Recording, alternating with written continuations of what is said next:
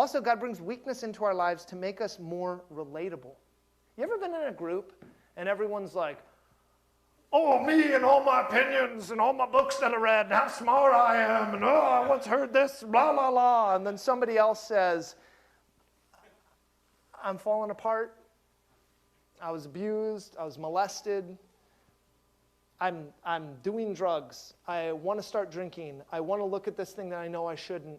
And all of a sudden, the whole nature of everything changes. And the truth is that in God's power is perfected in weakness, and when we function and live and recognize our weakness, we're relatable to everyone, because whether you believe it or not, that really cool person, that really successful person, that really beautiful person, that really wealthy person, the one thing everyone has in common is we are all intensely weak.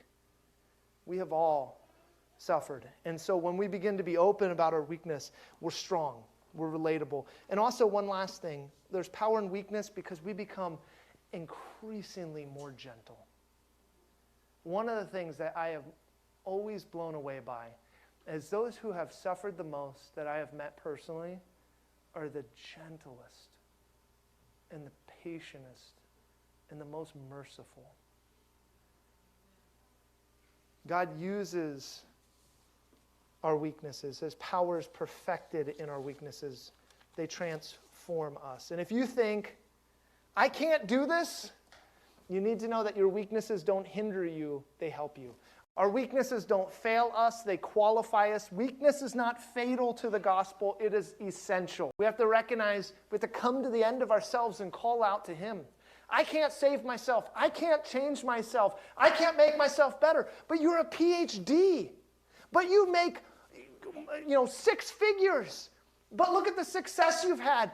It does not matter in God's economy. We have to come to the end of ourselves and call out on Him.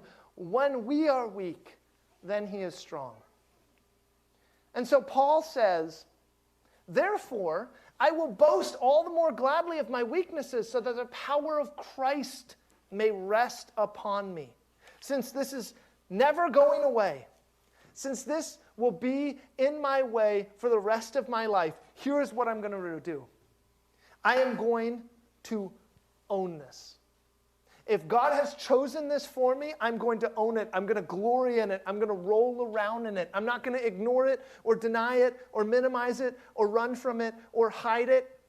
I'm cheerfully made up my mind to be proud of my weaknesses because they help me to rely on God's power.